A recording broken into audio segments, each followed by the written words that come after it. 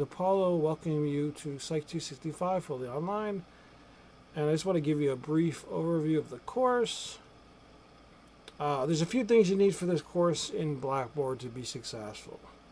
The first thing you need to know is the weekly guide. So if you look on the left of your screen, you see this weekly guide tab. So there are three main tabs you need to know for this course. The course information tab, the weekly guide tab, and the assignments tab. These are your three main course options, right, in Blackboard. So the weekly guide is the most important. So let's start with the weekly guide. So the weekly guide basically is where you're going to find all the assignments for each week. So you look up your week you're in. So let's say you're in week 1. You click on week 1. You see a to-do list. This to-do list tells you exactly what you need to do in week 1. So you got to read these chapters, here are the page numbers, and these are your assignments here. So class survey, Launchpad, the welcome unit, Launchpad chapter 1, Launchpad chapter 2, and the discussion board 1. This is all due on these dates right here where it says due dates. The introduction is assigned, and we'll be talking about what the introduction is later on. So if you see this to-do list, you just want to do everything on this list, and everything on this list is right below here. So class survey, which is here. This is a survey that we're doing on COVID, and this is going to be the basis for our research project this semester. So if you click on this, you'll go to the class survey. You got to complete the survey in week 1.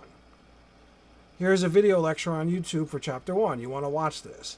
Here is the PDF corresponding to that video lecture. So I always give you a PDF corresponding to the video lecture. Here's the video lecture on YouTube for chapter 2. Here's the PDF that goes with that. And here are Launchpad chapter, the welcome unit chapter 1 and chapter 2. You click on here, it brings you to Launchpad. What is Launchpad? Launchpad is this homework system that I'm assigning to you every week. And it's a really effective one at that. I like it very much. I know you have to pay for it. I apologize for that. But, sometimes you have to pay for good things. And Launchpad is something that's going to help you learn the material more than what I can do myself, especially in an asynchronous course. So those are your Launchpads, and we're going to come back to that in a second. Here is the discussion board you need to do for week 1. You need to paraphrase these 3 options. And here is a guide to how to paraphrase in case you don't know how to paraphrase. Paraphrase means put it in your own words. So one of the goals of the course is to be able to take research and put it in your own words and then cite it. And the way we cite in research in psychology is author, year in parentheses. So parentheses, author, year. If there's more than one author, you want to list the authors. If you're citing in the body of the text, which is how you cite normally, you will just list the last name. You don't need to put the first or middle initial. Just the last name of the author. Or if there's more than one authors, you can list them all, the last names. If there are 6 or more authors, you can just list the first author and then write ETAL period, et al. And then the year. So et al means and others. So if there's 6 or more, you can just write the first author's last name, first author's last name, et al, year. If not, you got to list out the author's last name, year. That's the citation format. And you want to put everything in your own words. That's paraphrasing. And that's your first discussion board assignment. So to complete the discussion board, just click on this and you want to create thread. And when you go to create thread, here is the topic. You're going to write something like discussion board 1. Because that's discussion board 1, and then put your answer here. You can either type it in or you can copy it, paste it, but you cannot attach a file. You have to either type it directly or copy and paste it. And when you're done, you're going to hit submit at the bottom, and then your discussion board is done. Now, what else in the weekly guide is there besides Launchpad? So here are our lecture videos. Here's the Launchpad. Here's the discussion board. And at the end, I put videos that I want you to watch about the various topics that we're going to cover each week.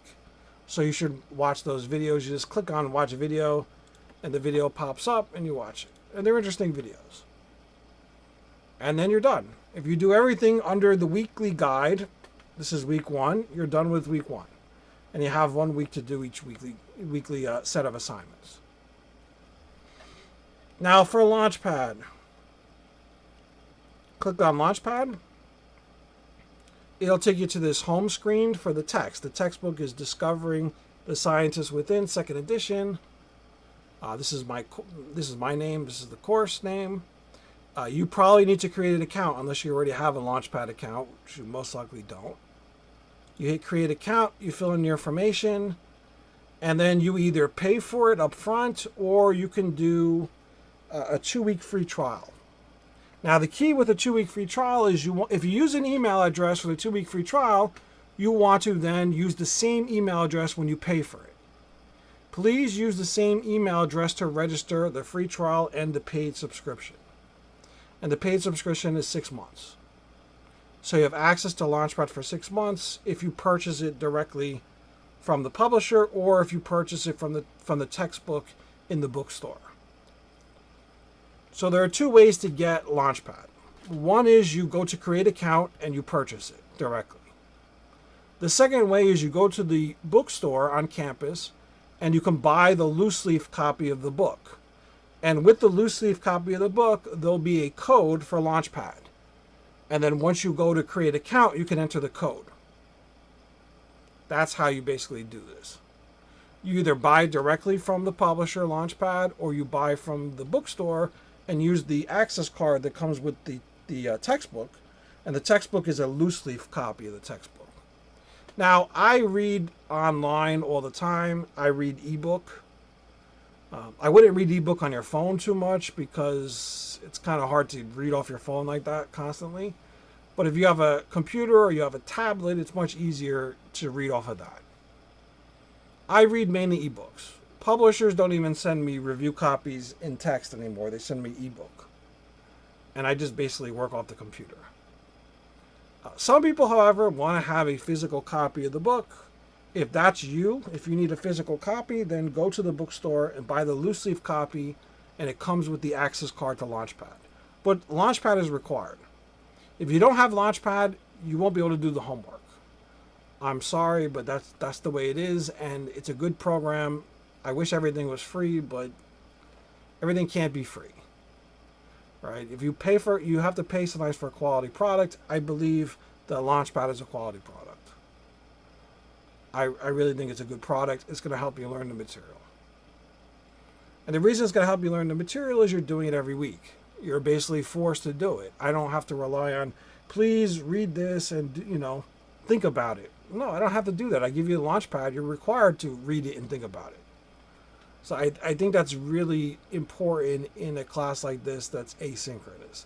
Because I'm not there to basically make sure you're doing the work.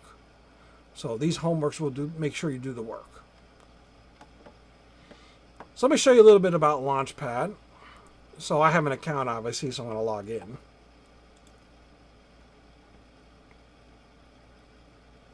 So you're just going to hit enter your course. There's articles in here you can read if you want.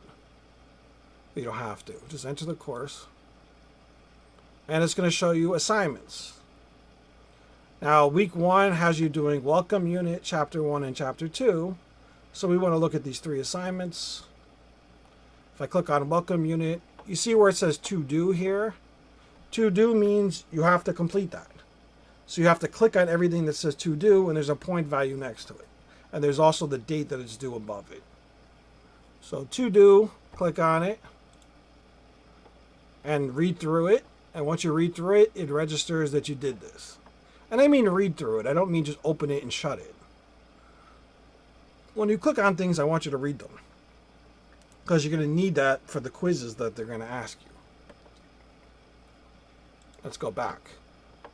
So if I do that, and I'll show you this as a student. Maybe that's a little easier. So this is the student view. See how it says done now? So it basically said I read through that assignment and it gave me 5 out of 5 points. That's pretty easy. Now, you want to read that. You don't want to just open and close it. You want to actually read that because the next assignment is going to be an assessment. It says getting started. And if I click on that, it's going to be a quiz. And you're going to have to do a quiz. So you want to make sure you're reading the material first before you do the quiz. I'm not going to do the quiz, but once you do the quiz, you'll get a score. It'll turn green. Okay, so this tab here, when you get a score, you'll have a score on this, and this will say done. You want to make sure everything due this week, upcoming week, is done. And the same thing with chapter 1. You want to find the to-dos.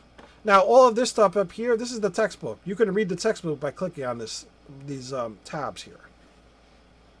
So if I click on this tab, it says chapter 1 introduction, something to think about. It brings me to the ebook. And I can read the ebook from here. That's one way. Another way to read the ebook without clicking on every single tab here is go to ebook on the left. Chapter 1, ebook, and I get the same tabs, right? But I have it all together now. So I want to go click on that. It's the same tab I just saw. I just clicked on the left where it said ebook. So I personally can read the ebook online. I don't need a hard copy, but maybe you like a hard copy. If you like a hard copy, it's in the bookstore. It's about $10 or $15 more for the loose leaf. I think it's like $15 more. I don't control the pricing. I just order the text. The bookstore is owned by Barnes & Nobles. Do you have to order from the bookstore? You don't, but I have to place an order with them because we have students that get stipends for the bookstore. So it's in the bookstore if you want it. If you want to order it online, you can order it online. The problem is you need the Launchpad. So you can't just order a used book online without the Launchpad. You need something with a Launchpad access code, which basically means you need a new text. So the cheapest option is just to buy the Launchpad online. Just pay for the Launchpad. The Launchpad comes with the ebook. So if you're okay reading everything online, you just buy the Launchpad product, you get the ebook with it. If you need something to handle, I suggest using the bookstore because you could order it through Amazon or something, but you have to order a new version of the book, a new copy of the book. It can't be used, and it has to have the access card, the Launchpad access card. So you got to make sure there's an ISBN number I put in the syllabus. I'll show you. It's got to match up with that. But if you go to a bookstore, they have it. They ordered it already. The prices are going to be similar because it's a new book. I mean, you're going to order a new text. So that's how you do the reading. So either ebook or clicking on each assignment. Let's go back here. So here is the to-do list, right? Chop right here, to-do. Click on the to-do. It brings you to an assignment. You go through the assignment. You get credit for it. When it says learning curve, that's a more of that's an assignment, but it's also it gives you feedback. So this learning curve is interesting. I'm clicking on it. It's not wanting to open. It asks you a bunch of questions, and it makes you get up to 450 points. And then it identifies the topics that you're struggling with. So learning curve is it's like an interactive quizzing thing. It's kind of like a flashcard system. It quizzes you interactively, and then it kind of makes you go back, and the ones you get wrong, it makes you go through those again, and you get points for everything until you get 450. So it's kind of like a game too. It's interesting. I think it's effective because it's like a game. People like games. So, but it's kind of like the flashcard method. You write everything down, and the ones you don't get right with the flashcards, you put them aside, and then you do them again until you get them all right. So that's learning curve. And then at the end, you're going to have a practice quiz at the end of every chapter, and it's 10 questions. So that's basically how Launchpad works. You just want to make sure all of these things turn green. Once they all turn green, you're good. It says done. If it's overdue, it's going to turn red. And you want to make sure you do these every week, because if you don't do them every week, they automatically change to zeros. So any assignment that's not completed will become a 0 at the end of the week. And the reason I do this is because I don't want people doing everything at the end of the semester. So I want you doing it week to week. That's very important. If you're having a problem, email me. If you have an emergency, email me. Let me know what's going on, and I can give you an extension if you're having a serious problem. But I'd rather you do it every week. Don't be the student that does nothing and then comes to me at the end of the semester and says, Professor, I got zeros. Can you please open chapters 1 through 12 for me? Do not be this person. Because I just don't like it. It annoys me. Because when I tell you to do it week to week, I want you to do it. I'm serious. I want you to do it week to week. Not just do it when you want to do it. Yet every semester, there are always students that just slack off, and then they come to me crying that they got zeros and they want to be able to make up the work. Don't be that student. Now, if you have a problem, let me know. If you have a personal issue and you need time for something, let me know. I'm a very reasonable person. Just don't be the student that disappears and then shows up, a month later, 2 months later, begging me for things. And I have no idea what's going on. Do the work every week. You'll be fine. So every week you're going to have Launchpad assignments for the whole semester. It's as easy as that. I think it's a very effective program. You can check your grades in the Gradebook here. So you have the Gradebook, you have the Ebook here, and then you have the assignments that you just click on wherever it says to do. So that's a big part of your grade, the Launchpad homework system. So let's go back and let's look at the syllabus. So I talked about the weekly guide. I talked about Launchpad. Under course information, you're going to have, this is how you register for Launchpad. So if you click on this link, it'll bring you to Launchpad that I just showed you. And you can just create an account there. And then you could pay to access it. Once again, please remember, if you're doing the 2-week free trial and you're using an email address, make sure you use the same email address when you register and pay for the product. So the free trial email should be the same as the purchase email. If it's not, it shows up as multiple accounts in my gradebook, and then I have to try to play detective and merge the grades together, which is difficult. It makes my life a lot harder.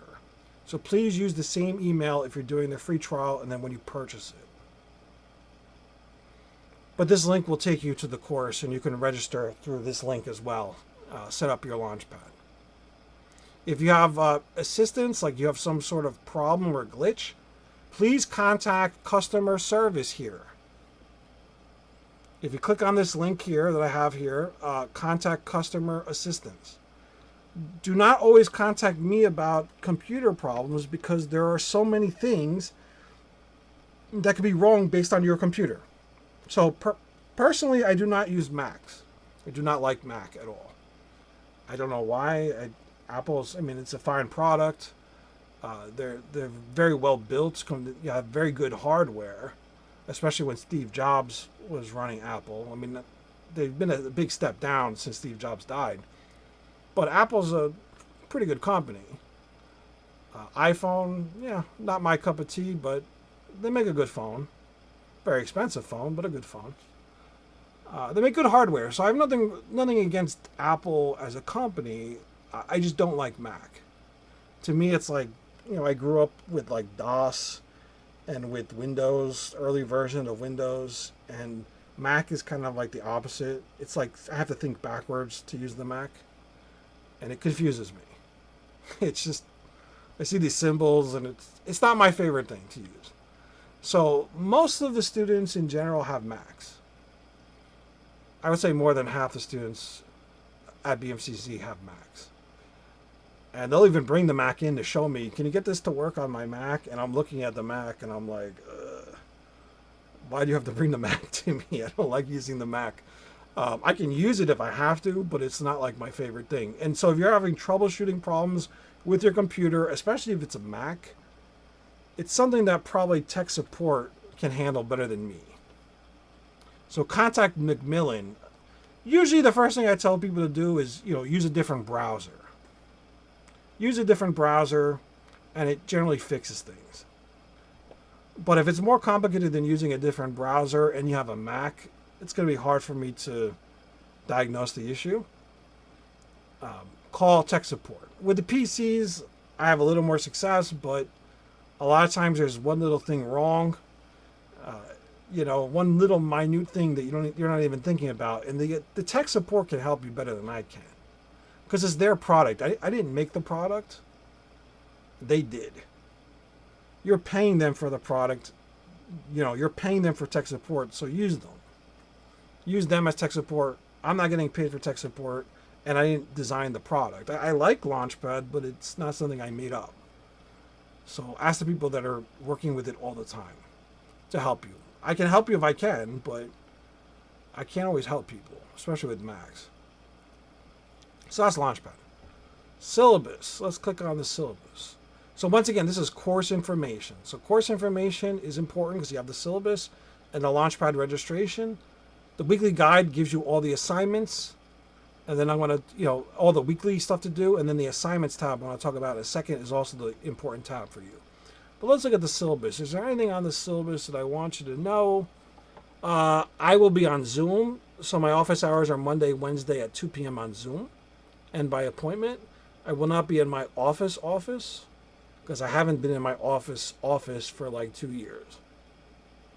So I will be in my office in the fall some days when I'm teaching statistics. So I will be teaching statistics on Monday and Wednesday, late afternoon, early evenings in the fall. So I will be in my office those days. Other times you can reach me on Zoom.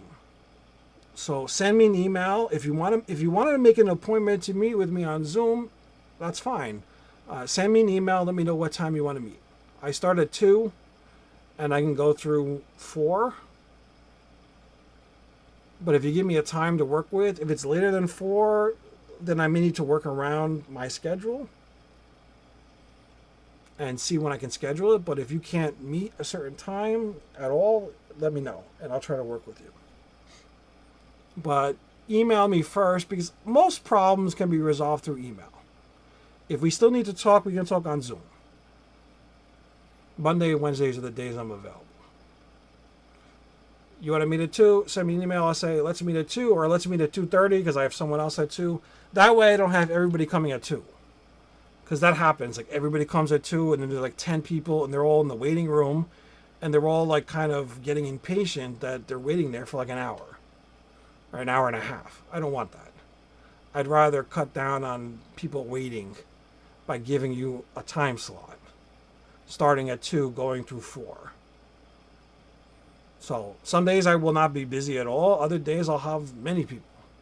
It's really hard to predict. But if you email me, the faster you email me, the faster I get back to you at a time. And then you go into my schedule.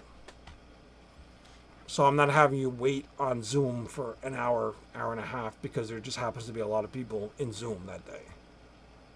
It's just easier that way. Course description, we're going to be talking about research. And the research we're going to be talking about is with COVID. So I'm doing a lot of COVID research. I'm a health psychologist, so I'm interested in health outcomes. And the biggest health outcome we've had in many years is COVID. And we're going to be talking about vaccination. Why do some people get vaccinated? Why do some people don't get vaccinated? Can we differentiate these people?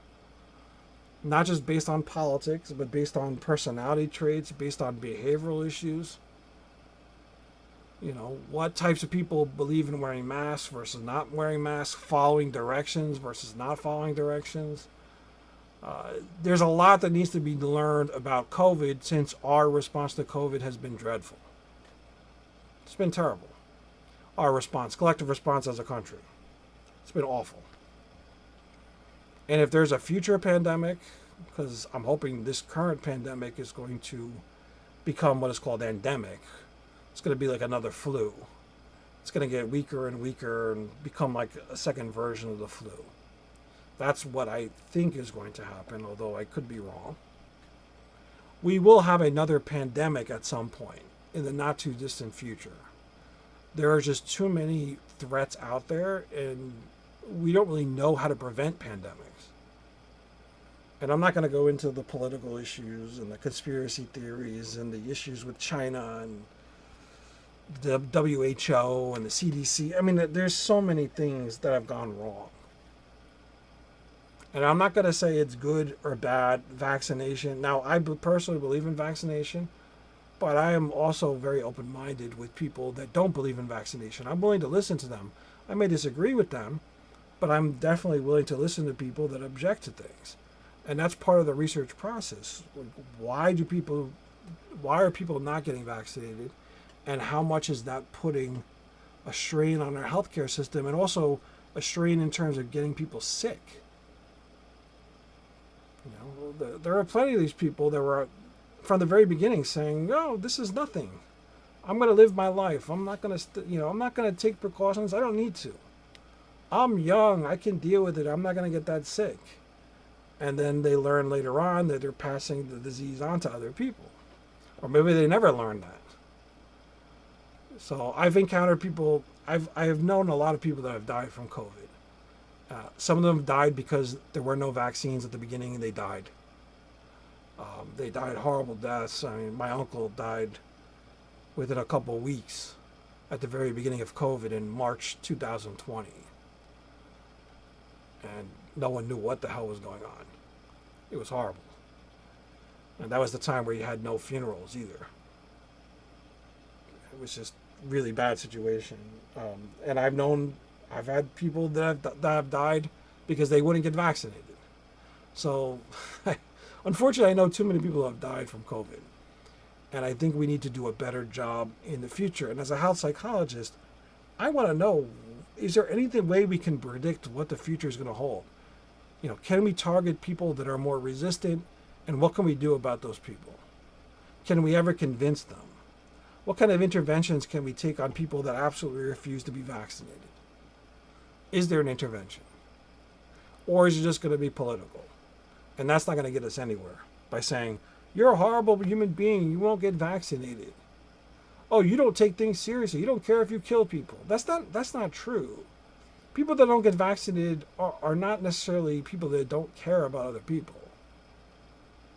They may feel that, they underestimate the severity of the disease, or they don't trust the government, or they don't trust the local health officials. There's a lot of reasons. And so we need to figure this out. How do we best address things that happen in the future? Because COVID has a very low overall fatality rate, but in the future, if there was something with, say, even a 5% mortality rate, COVID is around 1%, maybe less. Probably less than 1%. If we encounter something with a 5% mortality rate, that would be more than 5 times as many people dying that we currently have. We're talking about millions upon millions of people dying with just a 5% mortality rate. What if something was 20%? I mean, we're talking about serious, serious casualties. How do we address this for the future? And that's part of why I'm doing this research. And it's very preliminary research. It's survey research. It's not going to be like life-altering research. But it's just a way of getting some data points to look at certain hypotheses that I have that I've been thinking about over the last few semesters. And I'm slowly collecting data through the Psych 265 courses. And you're going to be participating in the study and writing it up. So we're going to collect data. I'm going to analyze it myself, obviously. You're not going to analyze anything. And then you're going to write up the research paper. You're going to write the introduction. You're going to write the method, the discussion, the references, the abstract, the title page, all of that. I'm going to write the results. You're going to write everything else. You're going to write them as rough drafts. I'm going to give you feedback, and then you're going to revise them and for the final paper at the end of the semester. So you're going to have rough draft grades, and you're going to have final paper grade. This is the textbook that I talked about, Discovering the Scientist Within, with Launchpad. Here's the ISBN number. If you're ordering outside of the bookstore and outside of online, the Launchpad website, if you're going to go to like Amazon or something, you want to make sure you get the right book. So make sure you have the right ISBN numbers. It has to come with a Launchpad code. The book at the bookstore, BMCC bookstore, comes with the code already. So that's fine if you want the loose leaf copy. But if you want to order it online from someone else, you need to order the book with the access code. It has to have Launchpad access code because that's your homework. Okay? So make sure you order the correct book. I provided you the ISBN numbers here. Or more simply, you may click on this link and order the book. This is Launchpad that I showed you before. If you click in the Launchpad, you create an account, you can buy the book through the account you created. Or you can do the 2-week free trial first and then buy the book later if you're waiting for financial aid. So as I said before, the most important part is the weekly guide. You want to look at the weekly guide every week. Make sure you do all the assignments under the weekly guide, the to-do list. If you don't do assignments under the weekly guide, like for example, if you miss Launchpad, at the end of the week, the assignments turn to a 0. So make sure you're completing the assignments every week. If you have a problem, you need to email me. I am the only one that can give you an extension. So the weekly guide is the key. Make sure you're always looking at the weekly guide tab. Right here, weekly guide. And you're only going to see week 1, and then you'll see week 2. I see everything because I made the course. But you'll only see week 1 starting at this date here. And then when week 2 starts, you'll see week 2. So you're not jumping ahead of the game. I don't want you working ahead. I want you working on the week that is assigned. Now, the other thing besides the weekly guide, course information has the syllabus. This is the weekly guide, obviously. You want to also look at assignments. Assignments has all the assignments for the semester, the written assignments. So I make a video guide for you, video guide introduction. I also give you a written handout on the introduction right here, PDF file. So I want you to look at the videos, not just the lecture videos on the chapters every week, but also the videos on how to write the paper. So I will have a video for each section posted, and you should be watching all of those because that gives you the instructions. Once you're done with watching this video and writing your introduction, you save it as a PDF file, you submit it here, where it says introduction. Please submit the introduction here. You do the same thing with the method, the discussion, the title, abstract, and references, and then your final paper is submitted here, the revised final paper. I will put videos for all of these. Now, I haven't made all the videos yet because we haven't collected all the data. We have collected none of the data so far. Once I collect the data, I can start making more videos because that will shape what you need to do. So make sure you're looking for those videos for each of the assignment. You're following the directions in the video. So read the PDF, watch the video. If you have questions, let me know. And then follow the directions that I give you. Part of this course is following directions. That's like the biggest part. Following directions. Make sure you can do that. So we talked about the discussion board already, right? The weekly guide, the assignments. And that's pretty much it. If there's anything I need to put in terms of announcements, I will put them up here. And I will also email you any announcements that I have. If you're not familiar with online courses, we have something called the e-learning orientation or the online learning orientation. I think they're the same thing. But if you have never taken an online course, I suggest you look at both of these links, both of these tabs, online learning and e-learning. You're not required to look at it, but if you haven't taken the course before, look at it because it tells you basically the difference between synchronous versus asynchronous and also how to use Blackboard. Blackboard is very easy though. If you have questions, you can ask me. Really, the only things you need for this course are the weekly guide tab, course information tab, and the assignments tab. Everything else you can get through those 3 tabs. And by far the most important is the weekly guide. That's where all the work. So week 2, here's your to-do list. Here are your stuff you have to do, right? Here you have to submit the introduction. So if you click this link, it will take you to the assignments page. So you don't have to go to the assignments page. You just click on this. It brings you to the assignments page, and then you upload your introduction here. So I have everything linked to the other pages. So in the weekly guide, you're going to find links to everything else, to the assignments page and to the videos and all that stuff. Everything's linked. Everything's tested. To my knowledge, everything works. I retested it again to make sure everything is working. So here you have for week 2, you have the video guide to the introduction. This is how to write the introduction. Here's the PDF on how to write the introduction. This is the YouTube lecture for chapter 3.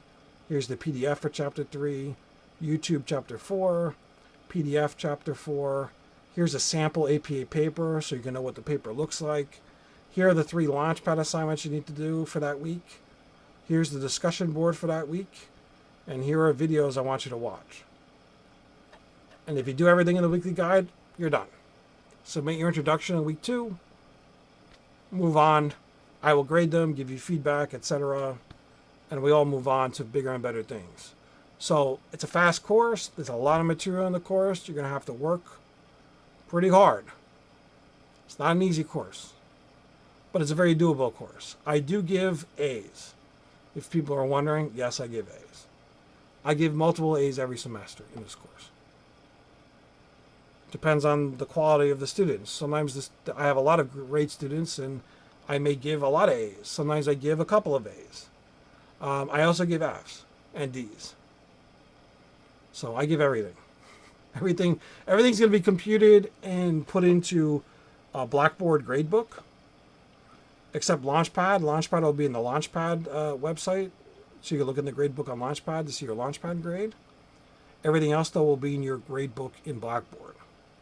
And at the end of the semester, I will put all the grades into your Gradebook on Blackboard, and I will put your final average and your final grade.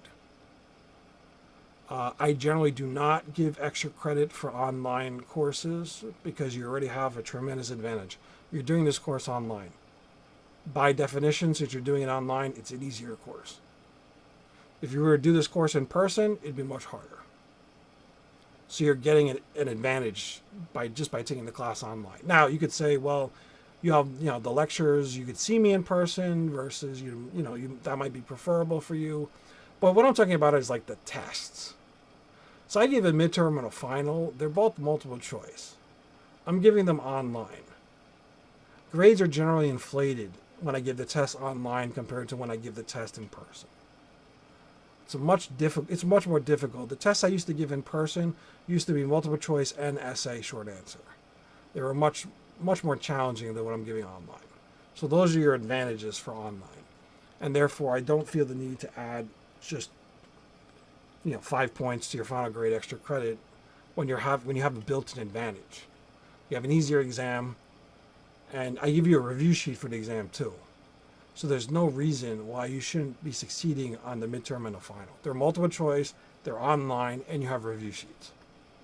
There's no, that's set up for you to take advantage of that. I will curve the Launchpad. So I will curve the Launchpad so that the highest grade is 100. So whatever that is. I will curve the highest grade to 100, and I will add that to everybody's score on Launchpad. So I do curve the Launchpad, but I do not curve the overall grade. And that's pretty much it. So if you have any questions, feel free to email me. I'm around. And I will not be on campus, but email me. If you need to meet on Zoom, I can meet on Zoom. But email me first. And we'll go from there. And I hope you enjoyed the course and you learn a lot and that it prepares you for graduate school and for advanced undergraduate work. And the reason I say that is because this may not be the most exciting course in the world. And I teach this course, and I also teach stats. And a lot of students don't like this course, and a lot of students don't like stats. They like their child psych, they like personality, abnormal. I teach abnormal as well, but I haven't been teaching it. I won't teach it until the spring, maybe in the spring. But I generally teach it once or twice a year. Students love that stuff. It's so fascinating. It's what students like about psychology. They don't like the backbone of psychology, which is research and statistics. 2 courses that I constantly teach. And I am teaching statistics in the fall. So if you're interested, if you're around and you're interested in statistics, which is important, like very, very important, especially if you're going to graduate school. If you think about going to graduate school for anything, even clinical, you need statistics. Even another field, you need statistics. It's like everywhere. I would basically encourage you to take the in-person class I'm offering in the fall. And there's a lot of seats open for those classes. You'll learn a lot. I mean, statistics is like my specialty. Research and statistics are things I enjoy doing, and I've been teaching for a long time. So these are the courses that are the backbone, the foundational courses of psychology. They're not the glamorous courses. They're not the most fun courses. But they're the most important, because without research and statistics, there is no psychology. There is no abnormal. There is no cultural. There is no social. There is none of that. So it doesn't exist. Because there's no research. Without research and statistics, there are not results that you can interpret in any way. You can't just go by anecdotal evidence, right? We can't just go by what Wilhelm Wundt did, which was basically introspection. Well, I'm going to think about my experiences, and that's going to be the basis of my research. No, that's called philosophy. When you're thinking about something critically, that's philosophy. And there's nothing wrong with philosophy. I love philosophy. But philosophy is not research. It's a way of proposing arguments and analyzing situations. Some situations which you cannot do research on, right? So there's philosophies of everything. Philosophies of alternative universes. You know, in theoretical physics, you have string theory. That's more like philosophy than science, right? There's 10 dimensions of space and time. We just can't perceive them, but they're there. Can I do research on it? No. Can't do research on it because you can't measure it. We don't know if it even exists. So it's more of a philosophical argument. Psychology is not just based on that. Psychology is based on data, and with data you have research. So it's very important. So I encourage you to keep an open mind. I encourage you to embrace the information, to embrace the topic, and to try to enjoy learning about the research process. And ask questions when you have questions. Because you'll be seeing this again, and this is the foundation of everything within psychology. Without these courses, there is nothing else. There's no science. You know, whether you want to call it a social science, whether you want to call it a soft science, you know, everybody calls it something different. It's still science. It's just at its infancy. It's science in its infancy. And much of that is controlled through research and analysis. Otherwise, we have just, this is my experience, and therefore this is true. It doesn't work that way. Anecdotal experience does not equal reality. Does not equal truth. I want data. Where's your support? Where's your data? Whether it's quantitative or qualitative, I need some support for what you're saying. And this course is about how do I assess, how do I set up a project, how do I run a project, how do I get data, and how do I interpret it and write it up and share the results with other people. And I may give you a lot of criticisms on your paper, but it's constructive criticism. So do not take it as the professor keeps complaining. No, the professor is not complaining for this. The professor is trying to help you. And the professor will say, I don't like this. This is not what I asked for. Or this is not good. If I tell you it's not good, it's not that I'm attacking you. I'm just telling you that it's not good. That you need to improve on this. This is not what I asked for. This is not how to write it. You need to go blow it up and start over. And some students are okay with it, and other students are like, the professor is so hard and he's mean to me. I am not mean to you. I am not a mean person in general. I am trying to help you, but I'm going to criticize your writing because that's the way to learn. If I just said everything you wrote is perfect, you would never learn anything. But if I say, cross this out, and I say, get rid of this, this is not good, this is not what I asked for, write it this way, I expect you to be able to take that in stride and do what I'm asking you to do. Not do nothing and then complain.